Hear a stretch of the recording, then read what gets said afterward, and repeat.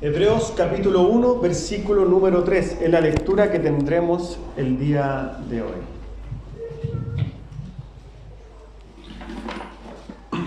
Hebreos capítulo 1, solamente hablaremos hoy día del versículo número 3, que dice así: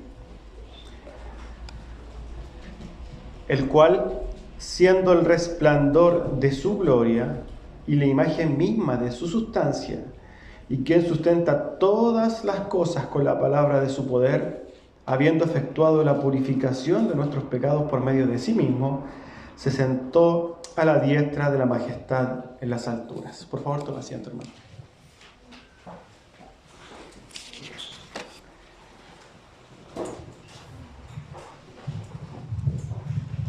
A modo de anuncio solamente, el título del sermón es Jesús, el resplandor de la gloria de Dios. Y a modo de introducción, recordamos que estamos recién introduciéndonos al libro de los Hebreos. Hemos dicho algunas cosas del libro de los Hebreos. Y cabe recalcar que el libro de los Hebreos fue escrito en una iglesia que estaba sufriendo persecución, como nosotros hemos dicho en otra instancia. La intención de la carta a los Hebreos es instar o alentar a los hermanos que están siendo perseguidos a que sean fortalecidos, que sean fuertes en la fe. Y lo hace a través de una intención. Lo que quiere hacer el autor de Hebreos es mostrarles a esta iglesia perseguida que Cristo vale más que perder todo, que perder familiares, incluso que perder sus propias vidas. Vuelvo a decirlo quizás de otra manera. El autor de Hebreos quiere mostrarle a la iglesia perseguida que Cristo es más importante y vale más tener a Cristo que incluso perder la vida, que ser asesinado. Y esto es muy importante, hermanos. Porque si hay algo que caracteriza a la iglesia quizás moderna, la iglesia del día de hoy, es algo que es impresentable, ¿cierto?, a la luz de la historia del cristianismo, y es que hay un continuo desprecio a la persona de Cristo. Hay una humanización excesiva de la persona de Cristo. Hay una acción, una forma de ver a Cristo donde vemos que las iglesias bajan a Cristo de su deidad y lo ponen como un amigo. ¿Quién no escuchó esa palabra, esa canción que se repite mucho en las iglesias? Jesús, mi fiel amigo. Se hace ver a Jesús como si fuera un partner, un amigo incondicional que está al lado de mí. Y claramente suena muy lindo, ¿cierto?, al sentimiento. Pero Cristo es mucho más que eso. Enormemente mucho más que eso.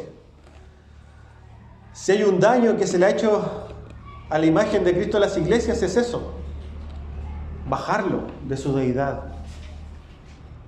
Déjeme decirle algo: Jesús no es su amigo. No ande diciendo que usted tiene un amigo que se llama Jesús.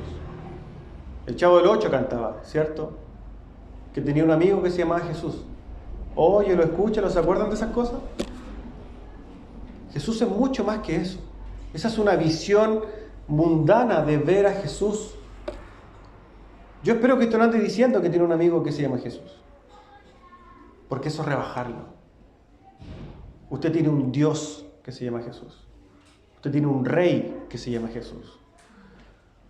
Usted tiene al Creador, como vimos la semana pasada, al fundamento de toda la creación, que tuvo misericordia de usted y que ahora es su Rey, es su soberano, es su todo. No es su amigo, no es su partner. Y esto es lo que quiere hacer el autor de Hebreos. Decirle: por favor, hermanos cristianos, no se devuelvan, no nieguen la fe. ¿Por qué? Porque ustedes tienen algo que es mucho más importante que todo lo que ustedes podrían tener. Más importante que el auto, que la casa, que su familia, que sus hijos. Es más importante aún que ellos. Incluso es más importante que su propia vida. Ustedes tienen el fundamento de la creación. Ustedes tienen a Cristo. Siempre cuando hablo de estas cosas yo me recuerdo los testimonios. Yo no sé si ustedes han escuchado los testimonios, las crónicas de los hermanos que morían, ¿cierto?, en los primeros 3 siglos del cristianismo. Hermanos que morían comidos por animales, ¿cierto?, en el Coliseo romano. Y están los testimonios escritos de esa gente que, a pesar de ser asada viva, de ser descuartizados vivos, de descoyuntar sus huesos, ponérselos de nuevo y hacerlos de nuevo para hacerlos sufrir, a pesar de que los degollaban, de que eran comidos por bestias, ellos decían: no nos importa con tal de tener a Cristo. Eso en la iglesia de hoy día no existe. Hoy día el hermano me miró mal, me voy. ¿Por qué? Porque no se centra la fe en Cristo, se centra en cómo yo me siento en la iglesia, cómo me hacen sentir los hermanos. Es que me dijeron que Cristo iba a arreglar mi situación y la verdad que sigo en DICOM y me voy. Cristo no vino a solucionar su problema económico, hermano, entienda esto. No, es que sigo alcohólico. Cristo no vino a sacarlo del alcoholismo. No, es que mi esposa no vuelve porque se fue y no ha vuelto. Cristo no vino a devolverle a su esposa. Cristo vino a darle vida nueva. Todas las demás cosas vienen por añadidura, porque lo más importante es tener a Cristo. Y hoy día vamos a tener una continuación de lo que estábamos hablando la semana pasada. Nosotros la semana pasada vimos los 2 primeros pasajes, ¿cierto? Los 2 primeros versículos, donde el autor dice que en el Antiguo Testamento, ¿cierto?, hablaba a través de profetas, pero hablaba del Hijo. El Hijo que era el fundamento de la creación. Pero el autor sigue diciendo cosas de Jesucristo. Y aquí vamos a encontrarnos con el versículo 3, que es maravilloso. Y que dice así: Jesucristo, el cual, siendo el resplandor de su gloria, de la gloria del Padre, y la imagen misma de su sustancia, de la sustancia del Padre, y quien sustenta todas las cosas con la palabra de su poder, habiendo efectuado la purificación de nuestros pecados por medio de sí mismo, eso lo hizo Jesús, se sentó a la diestra de la majestad de las alturas. Jesús. El autor de esta carta, solamente este versículo, dijo 5 puntos que nosotros vamos a examinar respecto de Jesús y su obra. Y los vamos a ver uno a uno. Por eso solamente hoy día vamos a ver este pasaje, porque tenemos material para haber hablado unas cuantas semanas, pero para que podamos seguir vamos a hablar solamente hoy día de esto. Pero entiéndalo bien, porque si bien lo vamos a ver de forma resumida, vamos a captar una profundidad de Jesucristo que debe ser parte de cómo nosotros vemos a nuestro Rey. Amén. Lo primero que dice entonces: Jesús es el resplandor de la gloria de Dios. La palabra resplandor, hermanos, no es la misma palabra que la palabra reflejo. No es lo mismo. Algunos traductores han errado, ¿cierto?, en mostrar esta palabra como reflejo, pero no es así. El griego pone el énfasis en el resplandor y hay una diferencia sustancial en esto. Por ejemplo, ustedes saben que la luna no tiene luz por sí misma, ¿cierto? Pero nosotros estamos de noche y la luz brilla. ¿Por qué brilla la luz en la noche? Porque recibe un reflejo. O sea, la luna refleja la luz del sol. La luna en sí misma no tiene luz, pero refleja la luz del sol. Si nosotros pensáramos en esta forma de ver a Cristo, pensaríamos que Jesús en sí mismo no tiene luz o no tiene deidad, sino que refleja la deidad de Dios, y ahí estaríamos diciendo que Jesús entonces no es Dios. Pero no es la palabra que el autor de Hebreos está diciendo resplandor. Ahora bien, cuando nosotros miramos el sol brilla, ¿cierto? ¿Y qué es lo que vemos del sol? Su resplandor. ¿Notan la diferencia? Lo que nosotros vemos del sol es su resplandor, es lo que él muestra. Nosotros lo que vemos del sol es su luz, ¿cierto? Es lo que sale de él. Esa es la palabra que está utilizando el autor de Hebreos para describir a Jesús. Jesús, por tanto, ¿Es el resplandor de quién? Del Padre. Jesús, usando esta referencia de que Él es la luz, ¿cierto? Radiante, quizás, y también hablando un poco de que Jesús está dando a entender esto, que es la luz de los hombres, y que nosotros lo podemos ver en el capítulo 1 de Juan, ¿cierto? Otra vez Jesús les habló diciendo, yo soy la luz del mundo. Jesús dice, haciendo quizás esta referencia. Pero lo que vemos es que Jesús es el resplandor, irradia la luz del Padre. Ahora bien, es Dios mismo. Recordemos que una de las cosas que nosotros enseñamos de la doctrina de la Trinidad es que la doctrina de la Trinidad no se puede comprender, tal como no se puede comprender ninguno de sus atributos.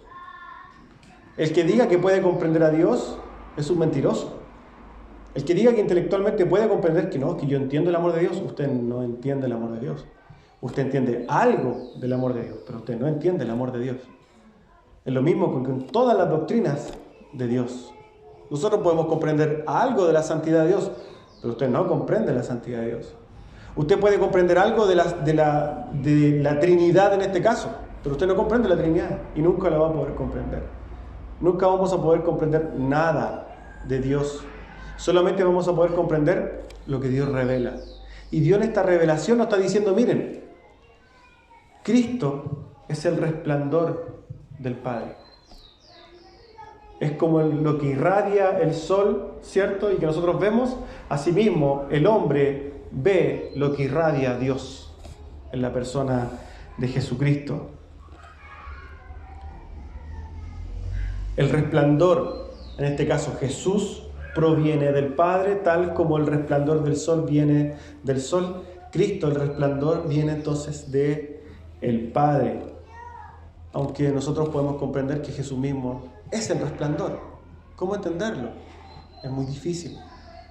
Pero nos ayuda el segundo punto para poder comprender de mejor manera esto. Dice el segundo punto, Él es la imagen misma de su sustancia. El Hijo, hermanos, muestra la gloria y la imagen del Padre. Jesús mismo, por tanto, es la imagen del Dios invisible. ¿Habían escuchado ese pasaje? Jesús es la imagen del Dios invisible. Juan, que habla mucho, ¿cierto?, de esta llegada de Cristo desde una perspectiva de la deidad de Cristo, nos dice, Juan 1, versículo 14, y aquel verbo, o aquel logos, fue hecho carne, Jesucristo, y habitó entre nosotros, y vimos su gloria, la gloria como el unigénito del Padre, lleno de gracia y de verdad.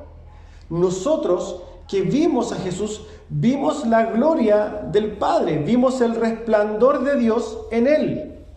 Eso es lo que nosotros vimos. Nosotros en Cristo, siendo Dios, Cristo siendo Dios, vemos el resplandor del Padre en Él.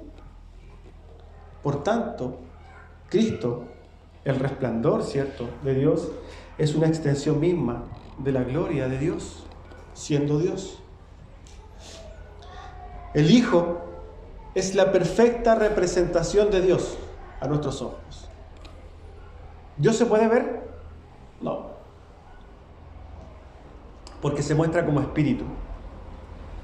Pero nos mostró su gloria, ¿cierto?, encarnada en Cristo. En otras palabras, Dios mismo estampó su imagen, ¿cierto?, en Cristo.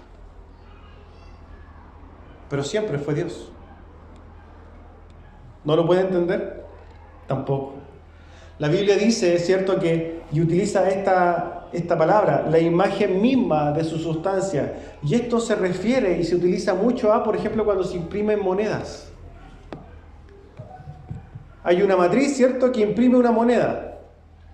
Y esa matriz imprime una copia exacta de la moneda. A eso se refiere. Esa imagen de arriba se manifiesta directamente en la moneda que viene como producto. Jesús entonces muestra la perfecta imagen de su Padre. Pero recordemos, y no se olvide esto, Desde que a pesar que Cristo manifiesta el resplandor de Dios para nosotros, Cristo siempre fue. En el principio era con Dios y en el principio siempre fue Dios. Por eso insisto, hermanos, no trate de comprender intelectualmente la doctrina de la Trinidad porque no va a poder. Ningún teólogo en la historia lo pudo hacer. Ningún humano en la historia lo podía hacer y no lo va a hacer usted. Nosotros nos aferramos a lo que manifiesta efectivamente la Escritura. El Hijo, entonces, en su ser, es completamente lo mismo que el Padre. Cuando nosotros vemos al sol y vemos el resplandor, vemos al sol y el resplandor es parte de sí mismo. Es exactamente la misma analogía la que se utiliza. Jesús muestra esto en una conversación con Felipe. Juan, también, capítulo 14, versículo 9. Jesús le dijo, ¿tanto tiempo hace que estoy con vosotros y no me has conocido, Felipe? ¿Por qué se lo dijo? Porque Felipe le preguntó y le dijo a Jesús, muéstranos al Padre. Jesús le respondió, ¿tanto tiempo hace que estoy con vosotros y no me has conocido, Felipe? Y le dice esto, el que me ha visto a mí, ha visto al Padre. ¿Y por qué? Porque Cristo es la imagen del Dios invisible. Si nosotros queremos conocer a Dios, tenemos al Hijo.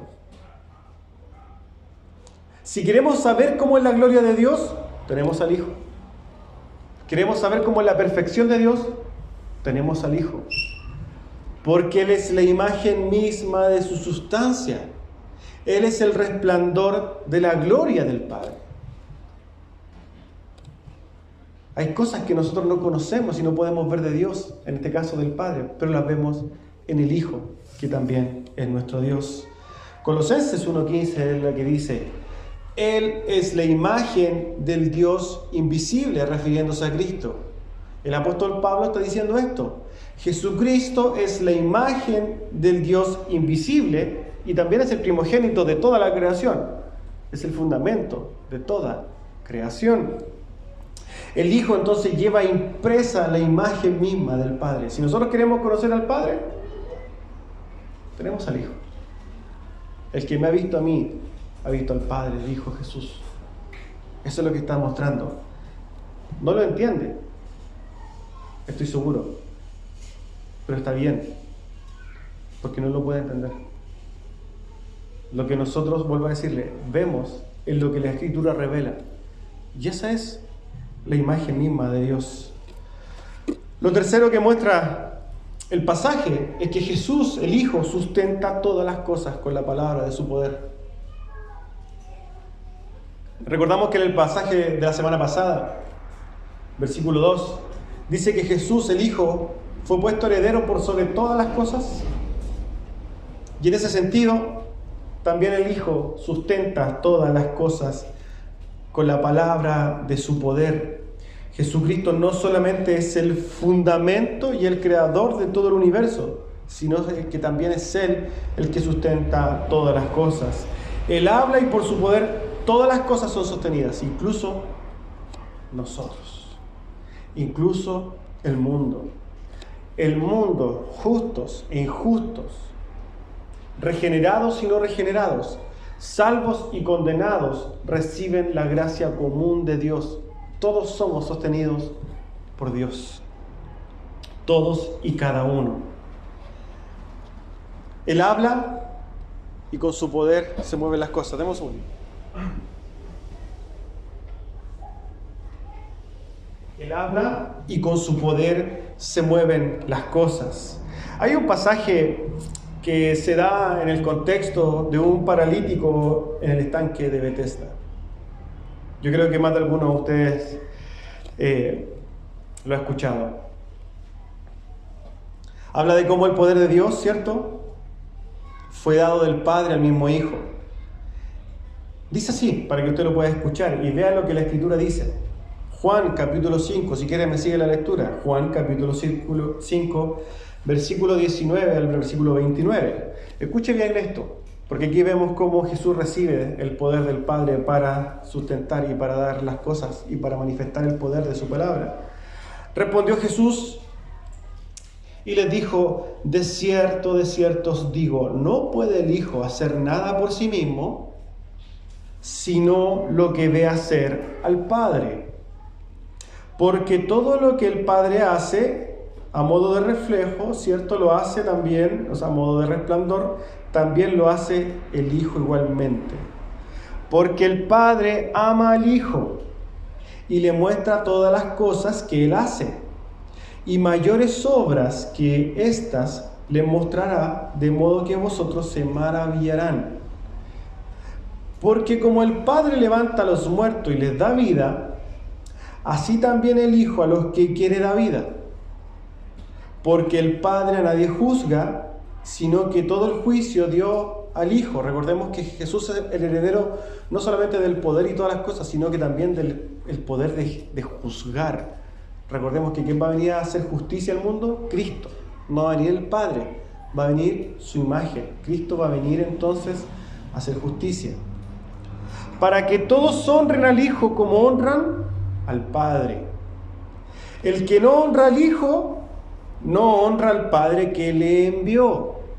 ¿Quién envió al Hijo? El Padre. Y si nosotros queremos honrar al Padre, ¿qué vamos a hacer? Vamos a honrar al Hijo. De cierto os digo, el que oye mi palabra, Jesucristo dice, el que oye mi palabra y cree al que me envió, ¿quién lo envió? El Padre. Tiene vida eterna y no vendrá a condenación, mas ha pasado de muerte a vida. De cierto os digo, viene la hora y ahora es cuando los muertos oirán la voz ¿de quién? Del Hijo de Dios, y los que oigan la voz del Hijo de Dios vivirán. Porque como el Padre tiene vida en sí mismo, así también ha dado el Padre al Hijo el tener vida en sí mismo, y también le dio autoridad a hacer juicio, por cuanto es el Hijo del Hombre. No se maravillen de esto, dice Jesús, porque vendrá hora cuando todos los que están en los sepulcros oirán su voz. ¿Cuándo será eso? Hay formas de verlo, ¿cierto? Y los que hicieron lo bueno saldrán a resurrección de vida, pero los que hicieron lo malo a resurrección de muerte. Cuando el Señor venga, ¿quién va a levantar los muertos? Jesucristo. Jesucristo, con el poder de su palabra, levantará a los muertos para que resuciten, algunos para vida y a otros para muerte. Porque ¿a quién se le dio el juicio? A Jesús. Vemos como esto está en perfecta armonía con el versículo 2.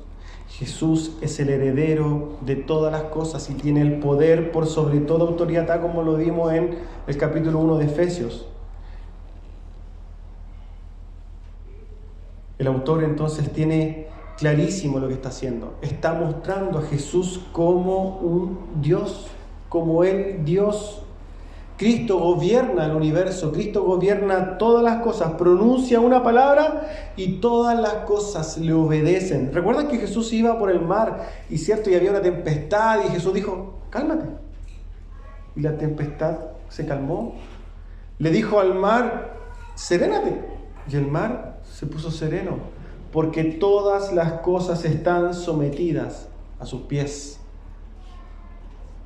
Las fuerzas demoníacas, las huestes. Cuando se encuentra con el demoniado gadareno, le dice, los demonios le dicen, por favor, permítenos ir a los cerdos. Vayan, va con mi permiso. Jesús es el que tiene toda autoridad. Ni los más grandes poderes de las tinieblas pueden con Jesús. Tanto así, que cuando venga la consumación de las cosas, dice 2 de Tesalonicenses 2, versículo 8, y entonces se manifestará aquel inicuo, el anticristo, a quien el Señor matará con el espíritu de su boca y destruirá con el resplandor de su venida. Imagínense, solamente con el resplandor de su venida, no solamente toda rodilla se doblará, como nosotros ya habíamos dicho. Yo no sé si usted ha escuchado Esas historias, ¿cierto?, que se escuchan en la tradición evangélica, que va a venir Armagedón y Jesús va a andar en un caballo blanco, y se te muestra esta imagen de que va a haber una guerra, ¿cierto?, y van a pelear, poco menos que como Corazón Valiente, que van a venir y van a venir tanques. ¿No va a ser así?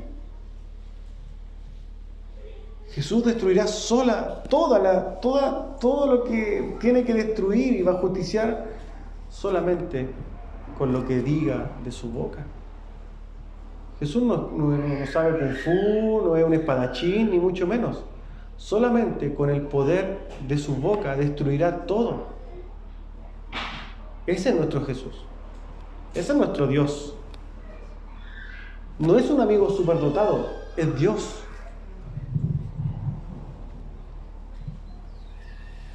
Punto 4.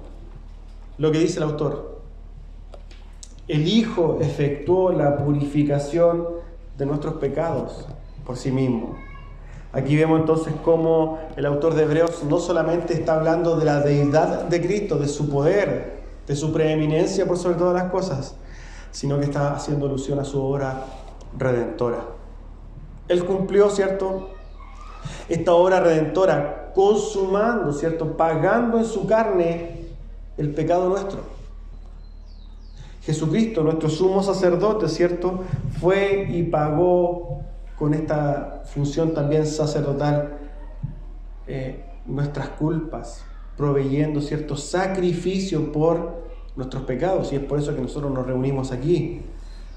Recordemos que según la ley de Moisés, el sumo sacerdote tenía que hacer una expiación de pecados para entrar al lugar santísimo. ¿Se acuerdan de esto? Que solamente el sumo sacerdote, por ejemplo, podía entrar una vez al año y entrar al lugar santísimo. Ayer conversábamos con una persona que fuimos a ver, con el hermano Roy, y él decía que oraba mucho, pero él no conocía a Dios. Y yo me vi en la obligación de decirle algo que es muy duro, pero que es real. Que el Señor no oye las oraciones de los inconversos. El que no tiene a Cristo puede orar, puede derramarse llorando, pero el Señor no oye sus oraciones porque es una aberración a sus ojos. ¡Wow! ¡Qué crudo! ¡Qué duro es! Pero ante la santidad de Dios es una tremenda verdad. Si el sumo sacerdote entraba al lugar santísimo y entraba sin haber hecho expiación por su pecado, era consumido. Jesucristo, cuando murió, con su muerte rasgó el velo, dando a entender que ahora nosotros podíamos entrar a ese lugar santísimo, pero siempre con la sangre del Cordero que lavara nuestros pecados. Solamente a través de la sangre del Cordero que ha lavado nuestras culpas, nosotros podemos entrar limpios a la presencia de Dios. Si nosotros entramos en nuestros pecados a la presencia de Dios, vamos a ser consumidos. Pero si nosotros entramos lavados en Cristo, el Señor sí nos oye. Es una tremenda verdad. Y hasta muchas veces chocante. Pero es verdad. Porque ante la presencia de Dios, nada malo puede entrar. Sus palabras, las palabras de los hombres, ¿cierto?, llenas de pecado, no van a entrar a la presencia de Dios. Nosotros, por tanto, cuando oramos, tenemos un tremendo privilegio que el mundo no tiene. Saber que el Señor nos oye. Cuando el Señor dijo, oren así, ¿cierto?, ¿qué es lo primero que dijo? Padre nuestro. O sea, alguien que no es hijo no le puede orar a Dios. Solamente los hijos le pueden orar al Padre. Si usted es hijo, ora al Padre. Si usted no es hijo de Dios, usted es huérfano espiritualmente. ¿A quién le va a orar? Solamente a través del sacrificio de Cristo. Y el Señor se entregó a sí mismo, es lo que dice el autor de Hebreos. Él mismo, a través de sí, por medio de sí mismo, vino y pagó nuestros pecados. Efectuó la purificación de nuestros pecados. Levítico 16, capítulo 16, versículo 29 al 34 dice: y esto tendréis por estatuto perpetuo. En el mes séptimo, a los 10 días del mes, afligiréis vuestras almas, y ninguna obra haréis, ni el natural, ni el extranjero que mora entre vosotros, porque en este día se hará expiación por vosotros, y seréis limpios de vuestros pecados delante de Jehová. Día de reposo es para vosotros, y afligiréis vuestras almas. Es estatuto perpetuo. Hará la expiación el sacerdote que fuere ungido y consagrado para ser el sacerdote en el lugar del Padre, y se vestirá las vestiduras de lino, las vestiduras sagradas, y hará expiación por el santuario santo y el tabernáculo de reunión, y también hará expiación por el altar, por los sacerdotes y por todo el pueblo de la congregación. Y esto tendréis como estatuto perpetuo para hacer expiación una vez al año por todos los pecados de Israel. Y Moisés lo hizo como Jehová mandó. Había todo un rito de purificación en el Antiguo Testamento. Nada podía quedarse así porque todos los pecados tenían que ser lavados en sangre, en términos simples. Cada pecado de Israel tenía que ser lavado ¿en qué? En sangre. Pero los pecados de la iglesia ya fueron pagados, como dice el autor de Hebreos más adelante. Pero Cristo, ofreciendo una vez y para siempre un solo sacrificio por los pecados, se ha sentado a la diestra de Dios. Nuestros pecados ya fueron lavados. Y hermanos, lo que está diciendo el autor de Hebreos es que ese mismo Dios, el fundamento de toda la creación, el que sostiene todas las cosas con el poder de su palabra, es el mismo que se dio a sí mismo por usted. Eso es lo que está diciendo el autor de Hebreos. Piense usted si es que eso no es tan maravilloso para alentarlo día a día a levantarse. Piense usted si es que eso no es suficiente para que usted viva gozoso toda su vida, porque junto con esto tiene promesas eternas de salvación, tiene una vida eterna, perdón de pecado, una unión con Cristo eternamente. Usted está libre de condenación. Eso es suficiente aliento, hermanos, para incluso dar la vida por Cristo. Cristo mismo se ofreció. Y ojo, esto lo hizo voluntariamente. Juan 10:18 dice, nadie me quita la vida a mí. Jesús diciendo, nadie me quita la vida, sino que yo de mí mismo la pongo. Tengo el poder para ponerla y tengo el poder para volverla a tomar. Jesús había recibido heredad absoluta, recordemos, en la eternidad. Tenía toda autoridad. Y lo hizo porque Él quiso. Recuerdo una vez que estaba viendo un programa X, no recuerdo bien dónde era, pero mostraba un programa evangelístico de ciertos cristianos que evangelizaban vía televisión a países musulmanes. Y recuerdo porque me sorprendió mucho la falta de entendimiento y de conocimiento de la persona que llevaba este programa de televisión, donde lo llama un musulmán y le dicen, yo no creo en tu Jesús. ¿Por qué? Porque tu Jesús era débil. Y lo mataron porque era débil. ¿Por qué? Porque el Islam se mueve, ¿cierto?, en el superpoder de Mahoma, en las más de 600 personas que ejecutó, y el poder y el dominio. Entonces para ellos Jesús era un hombre débil. Y el autor no supo responderle. O sea, el conductor del programa. No sé lo que hago. Y llamó a alguien que estaba al lado para que hablara. Hermanos, esos son los fundamentos de nuestra fe. A Jesucristo nadie le tomó la vida. No es que alguien fue superior y tuvo más poder de Cristo. No. Él mismo se entregó. Y ese es un tremendo ejemplo para nosotros. Se negó a sí mismo. Parte fundamental de nuestra profesión de la fe. Negarnos a nosotros mismos, negarnos a nuestros pensamientos, negarnos a nuestras pretensiones, negarnos a nuestros deseos, negarnos a nuestros razonamientos, negarnos y negarnos. ¿Por qué? Porque estoy seguro, y así lo dice la Escritura, que nuestros perversos corazones siempre nos van a llevar por un camino distinto al que Dios quiere. Y que nos lleva a perdición. Amén. El Señor entonces murió y pagó los pecados en la cruz porque Él quiso. Y lo hizo por sí mismo. El quinto punto entonces es que, dice, el Hijo se sentó a la diestra de la majestad en las alturas. Una vez cumplida la obra redentora, el Hijo ascendió al cielo y tomó el lugar que le correspondía junto a Dios el Padre. Aquí el autor, haciendo típico uso, ¿cierto?, de este estilo hebreo, y para evitar ofender a algunos lectores judíos, se refiere a Dios solamente como la majestad.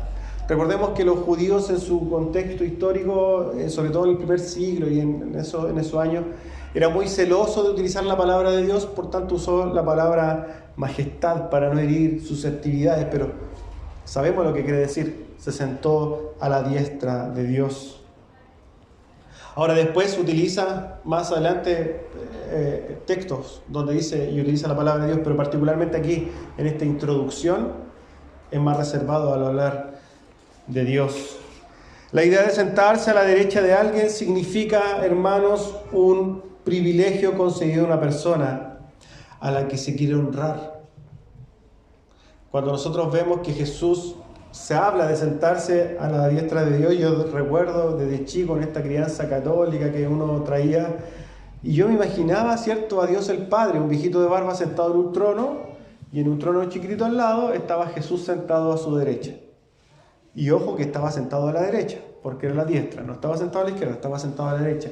Estas son cosas que uno se imagina desde una perspectiva un poco literal, pero bajo ningún punto de vista nosotros podemos pensar que esto es así. Cuando se sienta a la diestra del Padre no significa que se fuese sentado al lado de Dios.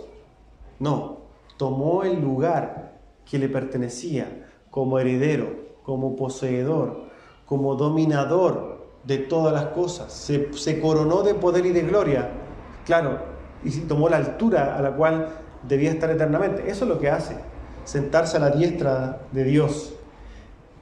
Se sienta, ¿cierto?, se pone al lado del Señor y recibe todo el poder, toda la gloria, toda potestad bajo el cielo, la tierra, lo que está debajo del mar, ¿cierto?, y en las constelaciones de los cielos. Dios recibe, Cristo en este caso recibe todo el poder y toda la honra. El autor, hermanos, esta es una forma resumida de verlo, pero el autor lo que está haciendo en este pasaje es una demostración gráfica en estos 3 primeros versículos de quién es Jesús, de quién es nuestro Dios. Y es precioso, hermano, porque si nosotros no tuviéramos quizás toda la Escritura y nos acercáramos y tuviéramos solamente el libro de Hebreos y viéramos estos 3 pasajes, creo que solamente estos 3 pasajes son suficientes para poder contemplar a Cristo desde una manera profunda, desde una manera entendida, de comprender quién es este tesoro de Cristo. Porque ciertamente Jesús es un tesoro incalculable. Es lo más importante que un hombre puede lograr, que puede encontrar, a lo que puede anhelar o aspirar. No hay otro como Jesús. Y como hablábamos en la introducción de este sermón, y ya a modo de término de este sermón, nosotros habíamos dicho que lo que sucede continuamente en las iglesias es que no se conoce a Jesús. No se habla de Jesús en los púlpitos. No se muestra a Jesús. Las predicaciones del día de hoy están centradas en ti, en lo que puedes hacer, es que tú eres ganador, es que ninguna cadena forjada contra ti tendrá éxito porque tú podrás romper todos los esquemas y tú vas a cambiar el mundo y tú.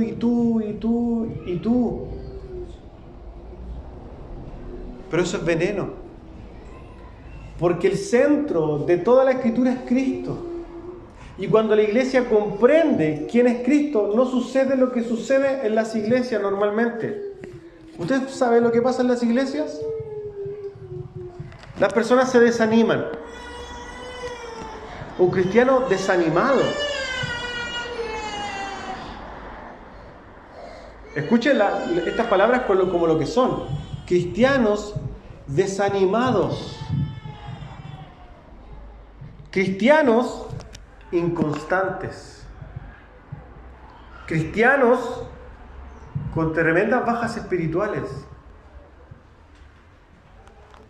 Cristianos que no están dispuestos en lo absoluto para servir en nada que tenga que ver con la obra de Dios. Cristianos que hay que rogarles para que vengan a la iglesia. cristianos que no tienen ninguna disposición para acercarse a la Escritura. ¿Y sabe por qué pasa eso? Porque no saben lo que tienen. Porque no saben a quién tienen. Eso es lo que quería hacer el autor de Hebreos. Decirle a la iglesia que era perseguida, que realmente tenía problemas, que a pesar de sus problemas había algo que valía mucho más la pena, que era Cristo. Usted tiene al Cristo, hermano. Ustedes, cada uno de los que está acá, entiendo que tiene a Cristo, que tiene la fe, que conoce al Señor. Que a través de esta escritura usted puede ir comprendiendo quién es Jesús y que por Jesús vale la pena todo. Incluso que le peguen un tiro aquí afuera de la iglesia. ¿Lo vale o no lo vale? Lo vale. Cristo vale que nosotros nos levantemos no a las 8 de la mañana para ir a la iglesia. Si tenemos que levantarnos a las 5, venimos, nos levantamos a las 5 porque Cristo lo vale. Si es que tengo que estar todo el día aquí, Cristo lo vale. ¿No? Que en la mañana sí, buena onda, pero después me voy. Cristo vale que usted esté de lunes a viernes aquí, de lunes a domingo. Ayer conversaba, cierto, que Roger de Contestigo hablaba con una persona y él decía, bueno, es que yo, bueno, bien, ahora me voy a levantar y mañana voy a ir a trabajar. Es que ¿cómo voy a dejar mi trabajo? Los apóstoles dejaron todo. ¿Por qué no puedes dejar de trabajar un día por Cristo? No, es que tengo que trabajar. Cristo vale mucho más que tu trabajo.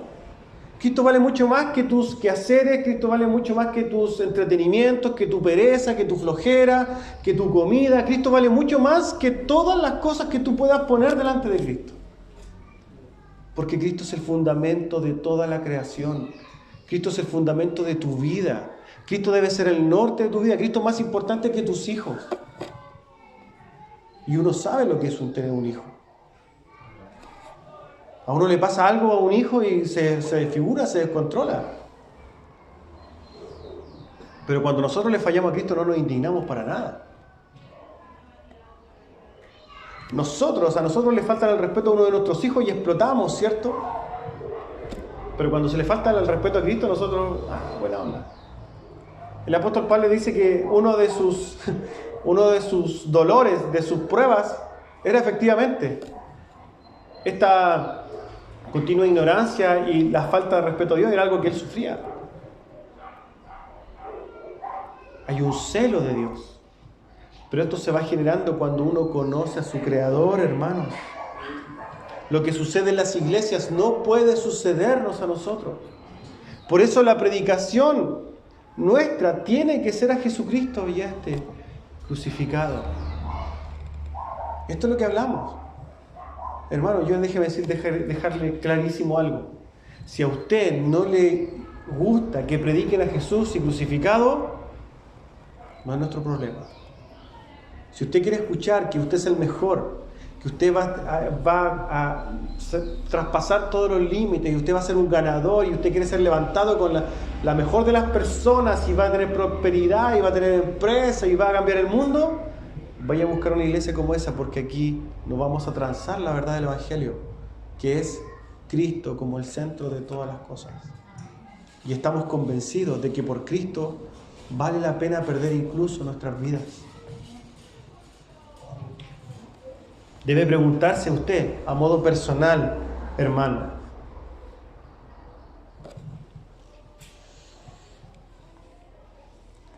¿quién mueve su vida? ¿Quién lo levanta todas las mañanas? Pregúntese, ¿en quién se centra su profesión de fe? Y cuando digo su profesión de fe es, ¿en quién se centra lo que usted dice que cree? Porque usted dice que cree algo. Pero pregúntese profundamente en su corazón si es que usted lo que dice creer lo dice porque le acomoda o porque realmente entiende quién es Cristo. Pregúntese si comprende que el Señor Jesucristo, del cual nosotros hablamos, es efectivamente el Rey de toda la creación y es mucho más que un amigo. Pregúntese quién es Jesús para usted, hermano. Y pregúntese, tal como el autor le dice a los hebreos, preguntémonos, lo insta a preguntarse si vale la pena por Cristo pagar el precio. ¿Está dispuesto a pagar el precio por Cristo? ¿Está dispuesto a sufrir burlas por Cristo? ¿Está dispuesto a sufrir un piedrazo por Cristo? un garabato, que su mujer lo eche a la casa. ¿Está dispuesto a sufrir la burla de su familia? Porque son cosas serias. La profesión de la fe en Cristo, es mucho más que decir, yo vengo a la iglesia, soy cristiano, vengo el domingo y buena onda y vivo mi vida. No se trata de eso la fe. Esa es la fe paupérrima, mediocre que se le enseña al mundo.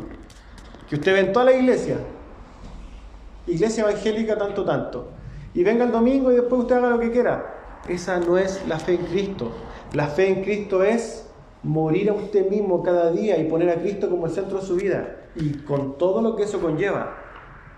Buscar en su palabra su voluntad, someterse, sufrir, negarse a sí mismo, esforzarse, dejar la pereza. Créame que si usted hace eso, va a encontrar la plenitud en Cristo. Si no, va a seguir viviendo su vida como sigue, sin cambios. Y pregúntese sinceramente si a través de lo que usted ve y lo que usted escucha hoy día en Cristo, de quién es la persona de Cristo, pregúntese si no es suficiente aliento para levantarse cada mañana. Pregúntese si no es suficiente aliento para poner sus manos a disposición de la obra. Pregúntese si no es suficiente Cristo. Porque Cristo es suficiente. Totalmente suficiente. ¿Habían escuchado, cierto, este cliché que se dice por ahí, Jesucristo es más grande que tu problema? Sí, inmensamente mucho más grande que tu problema. No es una forma válida de vender a Cristo, claramente, pero sí es una realidad. Cristo es mucho más grande que cualquier problema que usted pueda tener. Cuando la iglesia comprenda quién es Cristo, va a dejar de poner excusas delante de Él. Y eso es una verdad que nosotros hemos visto a través del desarrollo de esta iglesia. Y para la gloria de Dios lo digo, hay muchos hermanos que hace mucho tiempo ponían muchas excusas para Dios. Y hoy día los vemos esforzándose, comprendiendo, entendiendo. Y eso es para la gloria de Dios, que van comprendiendo quién es su reino. Amén. Cuando la iglesia comprenda quién es Cristo, realmente la iglesia va a marcar la diferencia. Pero en Cristo. No vamos a ganar el mundo, olvídense. No vamos a ser la iglesia más exitosa, ni la gente nos va a adorar, ni nos va a aplaudir cuando pasamos por la calle, ni nos va a poner alfombra. Se lo aseguro que no. Pero sí, cuando nosotros prediquemos y un alma se convierta a Cristo, va a haber fiesta en los cielos. Y eso es lo importante para nosotros. Amén. Vamos a orar, hermanos.